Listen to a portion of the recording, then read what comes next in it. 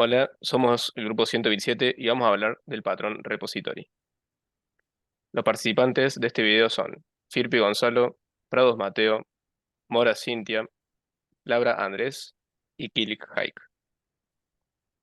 Los objetivos del video son introducir el concepto, es decir, el primer objetivo debe ser presentar de manera clara y concisa qué es el patrón repository y por qué es importante en el desarrollo de software. También explicar la problemática, es decir, mostrar cuál es el problema que resuelve el patrón repository como la gestión de datos, la separación de preocupaciones y la mejora de mantenibilidad. También destacar los beneficios, enumerar los beneficios claves de usar el patrón repository. También demostrar su aplicación, es decir, dar un ejemplo del uso. También queremos fomentar la participación, incentivar a los espectadores a hacer preguntas, comentar y compartir sus propias experiencias relacionadas con el patrón repository. Los temas a abordar en el video son una explicación de patrones y para qué sirven, persistencia, el patrón repository con sus ventajas y desventajas, y una implementación del patrón en general. Consideramos que este tema es de importancia y lo elegimos, ya que es un tema interesante debido a su relevancia en el desarrollo de software, su capacidad para simplificar la arquitectura, mejorar la mantenibilidad y seguridad, y su aplicabilidad en una amplia gama de proyectos. Explicar este patrón de manera clara y concisa puede ser de gran ayuda para desarrolladores y equipos de desarrollo en su búsqueda de escribir código más eficiente y robusto. Hola, soy Andrés Laura y voy a hablar sobre el fascinante mundo de los patrones de diseño en el desarrollo de software, hablando sobre qué son estos patrones y por qué son absolutamente esenciales en el vasto campo de la programación. Los patrones de diseño son como el ADN del desarrollo de software, soluciones probadas y comprobadas para problemas comunes que enfrentamos al crear aplicaciones. Podemos pensar en ellos como las recetas maestras que los expertos han perfeccionado a lo largo del tiempo para resolver desafíos específicos. Para ilustrarlo mejor, imaginemos la construcción de una casa. ¿Algunas se han preguntado cómo los arquitectos resuelven problemas de diseño? ¿Cómo la disposición de las habitaciones o la ubicación de las ventanas? Los patrones de diseño son como los planos arquitectónicos que guían a los arquitectos en la creación de una casa. Ahora profundicemos en por qué estos patrones son tan vitales en el desarrollo del software. Uno de los beneficios clave es la reusabilidad. Imagina no tener que reinventar la rueda cada vez que te enfrentas a un problema similar en diferentes proyectos. Los patrones de diseño te permiten utilizar soluciones exitosas una y otra vez, lo que ahorra tiempo y recursos. Otra ventaja significativa es la mejora de legibilidad y mantenibilidad del código. Siguiendo los patrones de diseño, el código se vuelve más claro y estructurado, lo que facilita su mantenimiento y actualización a lo largo del tiempo. Esto es crucial, ya que la mayoría de los proyectos de software evolucionan y cambian con el tiempo. Los patrones de diseño también te ayudan a diseñar sistemas escalables. Esto significa que tus aplicaciones pueden crecer y adaptarse a medida que los requisitos cambian, sin desmoronarse. Te dan una base sólida para construir sobre ella a medida que tu proyecto se expande. Por otro lado, facilitan la colaboración eficiente entre equipos de desarrollo. Proporcionan un lenguaje común para discutir y entender la arquitectura del software. Esto es fundamental en proyectos grandes y complejos, donde múltiples equipos trabajan en diferentes aspectos del software. Finalmente, los patrones de diseño contribuyen a la calidad del software al reducir errores comunes y problemas de diseño. Esto se traduce en aplicaciones más robustas y confiables, lo que a su vez aumenta la satisfacción del cliente y reduce los costos de mantenimiento a largo plazo. Ahora que hemos establecido la importancia de los patrones de diseño, exploremos las tres categorías clave de patrones. Patrones de creación. Estos patrones se centran en la creación de objetos.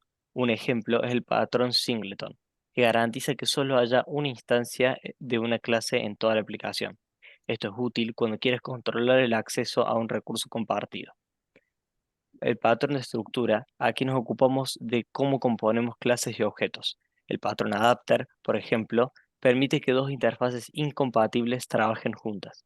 Esto es crucial cuando necesitas integrar componentes que no se diseñaron originalmente para funcionar juntos. Por último, los patrones de comportamiento se refieren a la interacción entre objetos y sus responsabilidades. Un ejemplo es el patrón observer, que permite que un objeto notifique a otros cuando cambia su estado. Esto es esencial para la comunicación efectiva entre componentes de software. En resumen, los patrones de diseño son herramientas poderosas en el desarrollo de software. Nos ayudan a resolver problemas comunes de manera eficiente, a construir sistemas más mantenibles y a fomentar la colaboración entre equipos de desarrollo. No importa si eres un programador novato o un experto en la materia, comprender y aplicar estos patrones te convertirá en un desarrollador más competente y efectivo.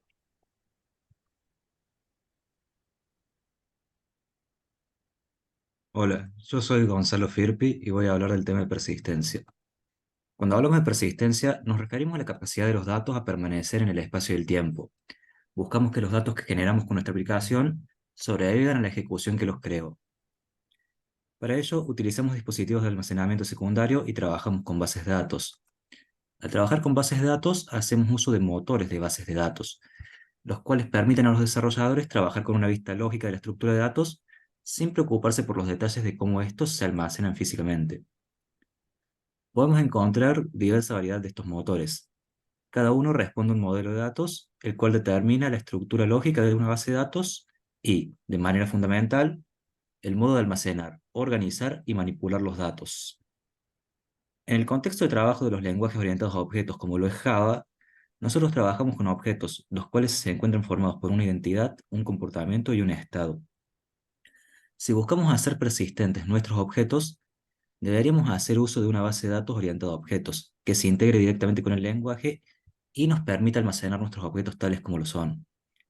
El inconveniente es que no se dispone de bases de datos orientadas a objetos de manera comercial y su uso no se encuentra generalizado. Entonces se recurre como alternativa al uso de otro tipo de motores de bases de datos, como lo son los relacionales. Al hacer esto surge un problema conocido como el problema de la impedancia, ya que las bases de datos relacionales fueron planteadas no para el paradigma orientado a objetos, sino para el paradigma estructurado, el cual trabaja las funciones y los datos de manera separada. Cuando trabajamos con bases de datos relacionales, almacenamos los datos en tablas. Entonces los datos de nuestros objetos los almacenamos en estas tablas y podemos establecer una especie de equivalencia entre las clases y las tablas. A priori podría decirse que para cada clase se corresponde una tabla de la base de datos, pero un inconveniente en esto es que en la intersección fila y columna de estas tablas solo podemos almacenar valores primitivos, mientras que un objeto puede ser complejo y tener en su estado valores que no sean primitivos, tales como podrían ser listas o incluso otros objetos. Entonces, así tenemos un inconveniente para almacenar un objeto en una única tabla, por lo cual para almacenar los datos de un objeto podríamos requerir más de una de ellas. Además, se debe resolver también la forma en que trabajamos las relaciones entre los objetos, considerando que en el contexto de las bases de datos las relaciones son bidireccionales, mientras que en la orientación a objetos son unidireccionales, por lo cual en los casos como las relaciones muchos a muchos requerimos de tablas intermedias, que no necesariamente tienen una traza directa con los objetos del dominio. Además, en el paradigma orientado a objetos, la identidad de los mismos depende del lugar en memoria que estos ocupan en un momento dado, mientras que en las bases de datos relacionales, la identidad se establece mediante atributos de clave primaria o primary key, por lo cual para estas tablas en algunos casos se deben incorporar atributos que no tengan un significado real en el dominio de la aplicación, a fines de solucionar estas cuestiones técnicas al trabajar con bases de datos relacionales. Entonces, dado este cambio de paradigma, cuando deseamos almacenar nuestros objetos, estos deben pasar por un proceso de desmaterialización para poder ser almacenados en bases de datos relacionales. Y cuando deseamos recuperarlos para usarlos en nuestra aplicación, los datos deben pasar por un proceso de materialización para ser convertidos en objetos nuevamente. Debemos buscar la forma de realizar estas acciones sin romper con los principios de diseño ni asignar responsabilidades a objetos que no se relacionen con su rol en el área del dominio, a fines de obtener soluciones que soporten una alta cohesión y un bajo acoplamiento, permitiéndonos tener un código mantenible, evolucionable y reutilizable. Una solución inicial que se podría plantear es utilizar un bloque abstracto en el cual se definan los métodos de materializar y desmaterializar, y que todas las clases que requieran persistencia hereden de este bloque, el cual se conoce como superobjeto persistente. Este objeto sería sencillo de implementar, y además permite evitar un gran crecimiento en la estructura de clases. Sin embargo, genera un muy fuerte acoplamiento entre las capas de lógica de negocio y de datos. En caso de requerir un cambio de base de datos, habría que realizar modificaciones en gran parte de la aplicación. Además, rompe con los principios de diseño de responsabilidad única al asignarle a las clases responsabilidades que no tienen en el dominio, y también con el principio Open Close, ya que debemos abrir la clase para implementar estos métodos y para manejar el comportamiento variable que puedan llegar a tener. Otro enfoque es implementar un enfoque de correspondencia indirecta, en el cual resolvemos el problema haciendo uso de la indirección, trabajando con un intermediario entre la base de datos y nuestra clase. Al hacer esto, también debemos hacer uso del principio de inversión de dependencias, de modo que los objetos no tengan que comunicarse directamente con la capa inmediatamente inferior para solicitar el almacenamiento de los datos, lo cual los llevaría nuevamente a caer en romper con el principio de responsabilidad única, ya que deberían tener responsabilidades para realizar esto. En cambio, cuando se requiera hacer uso de los servicios de persistencia, probablemente se utilizará algún objeto de control que indique al intermediario de persistencia que busque los datos, de modo que éste se comunica con los objetos cuando sea necesario, invirtiendo la tradicional dirección en la comunicación entre capas de superior al inferior. De esta forma, la capa inferior se comunica con la superior para solicitarle los datos a almacenar. Al aplicar este enfoque, podemos lograr una solución desacoplada y más en línea con los principios de diseño que nos permiten lograr no solo que nuestra aplicación funcione, sino que lo haga de la mejor manera posible. Para implementar este enfoque, podemos hacer uso de los patrones, tales como el trabajado en la presente exposición. Bueno, yo soy Mateo y voy a continuar hablando sobre el patrón repositorio o patrón repository. Para introducir, voy a hablar de dónde surge este término. Y es que la primera vez que se menciona o se escuchó hablar de repository fue en el libro Patterns of Enterprise Application Architecture de Martin Fowler. En este libro se plantean varios patrones de diseño que nos ayudan a mejorar nuestras aplicaciones, ¿bien? Entre tantos conceptos, se nos introduce una forma de gestionar las interacciones con la capa de almacenamiento de la aplicación. Este concepto va a ser fundamental para entender el pattern repository. Esta capa, que en el libro se conoce como capa data mapper, es la que nosotros conocemos como la capa de datos, ¿bien? Bueno, ¿en qué consiste el patrón? La idea del patrón consiste en aislar esta capa de datos o capa data mapper que contiene la lógica de almacenamiento de nuestra información persistente con la capa de lógica de negocio de nuestra aplicación. A este patrón se lo define comúnmente, bien, en el libro como un mecanismo que tenemos para encapsular el comportamiento de almacenamiento, obtención y búsqueda. Bien. Por lo tanto, ¿en qué nos ayuda este patrón? Para conseguir esto, el patrón nos proporciona una abstracción que permite a nuestra aplicación interactuar con los datos de manera uniforme, independientemente de cómo se almacenan y recuperan estos datos.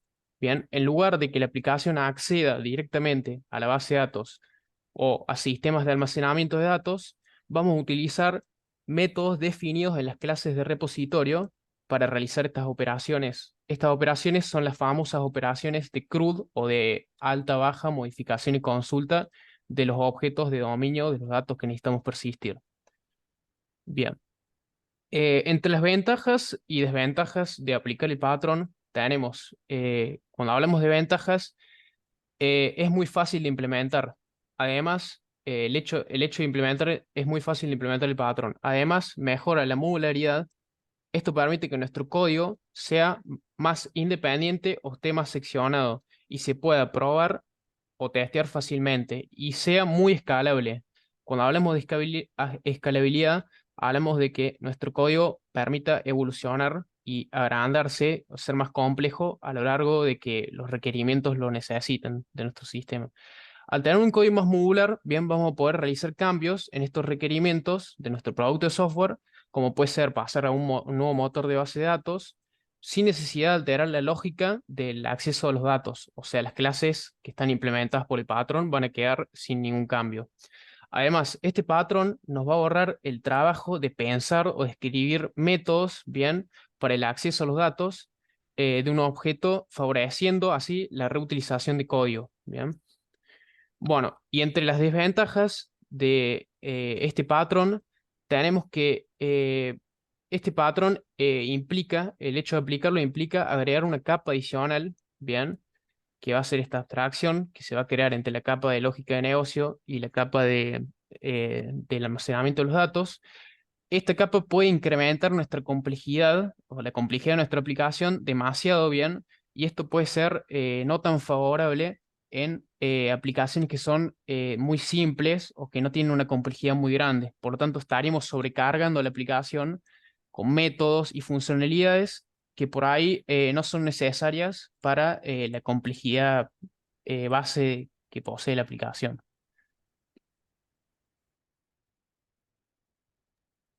Bueno, yo soy Cintia y voy a hablar un poco más sobre la implementación específica de este patrón. Como se venía mencionando, el patrón repository lo que busca es separar la lógica que recupera los datos y los asigna a un modelo de entidad lógica de negocio que actúa sobre el modelo. Es decir, que en realidad el repositorio media entre el dominio y las capas del mapeo de datos. Y bueno, para que el patrón logre este objetivo y además esté bien hecho y sea mantenible el repositorio, hay varias buenas prácticas que se pueden seguir y nosotros destacamos algunas que nos parecen interesantes. La primera es asegurarnos de que usar nombres claros, es decir, tanto en el nombre del repositorio como en los métodos que tiene. Usar un vocabulario específico que permite que sea fácilmente entendible qué es lo que hacen los métodos y qué es lo que estoy buscando obtener con ellos. Otra buena práctica es que esto en realidad es bien a criterio de cómo se está usando en ese momento, porque si bien es cierto que tiene que ser lo más general posible el repositorio, también estaría bueno de que en casos en los que queremos favorecer la reutilización, conceptos implícitos del dominio pasen a ser explícitos. ¿Qué quiere decir esto? Que un repositorio bien definido debería exponer conceptos del dominio como parte de su interfaz pública. Para que esto se entienda mejor, podríamos pensar, por ejemplo, en un sistema que tiene una transacción de ventas que todos los fines de semana tiene un 10% de descuento. Si sabemos que en nuestro sistema vamos a usar bastante seguido este listado con todas las ventas que tienen el descuento, lo que podríamos hacer es hacer, en lugar de quizás tener solamente el método genérico que tiene el get all de todas las ventas, hacer además un método en el repositorio que me traiga todas las ventas con descuento. De esta forma no voy a tener que reescribir el código cada vez que necesite usarlo y voy a estar favoreciendo la reutilización. Después, otro tip sería que los repositorios retornen un solo tipo, es decir, que haya un repositorio por objeto de negocio. Y de esta forma estoy siguiendo el principio del single responsibility. Y bueno, por último, los repositorios en realidad siempre van a tener operaciones CRUD, las básicas de insert, update, delete. Entonces, sabiendo esto, yo lo que podría hacer es tener interfaces genéricas, es decir, un repositorio genérico de los cuales los otros hereden, y ya sabemos que todos los repositorios van a tener más o menos la misma estructura y luego los métodos específicos de cada uno dependiendo del objeto de negocio que esté usando en ese caso. Ya viendo esto en un ejemplo específico, tenemos, en realidad este está bastante rudimentario y simple, pero bueno, sirve para ejemplificar. En Spring tenemos la posibilidad de que nuestro repositorio extienda de un repositorio genérico que ya tiene todos los métodos básicos que podemos usar. Así que en este caso, la interfaz ARIA repository, que en realidad es el repositorio de la entidad ARIA, tiene la notación repository de Spring y extiende de JPE repository. Dos métodos que se ven en esta captura es el all, que en realidad, bueno, como decía en este ejemplo, es bastante genérico y no aprovecha 100% toda la potencia de Spring. El repositorio de Spring tiene su propio final. Este tiene otro que hace lo mismo, en el que trae todas las áreas del área entity, pero después tenemos uno abajo que está interesante que se llama with tag fp. Ya me está diciendo esto que me va a traer todas las áreas cuyo tag fp coincida por el pasado por parámetro. Ya con este repositorio después puedo usar estos métodos en algún servicio que tenga dentro de mi aplicación backend y ya voy a tener totalmente separada la lógica de negocio de las capas de mapeo de datos. De esta forma voy a mantener el dominio agnóstico a su fuente de datos.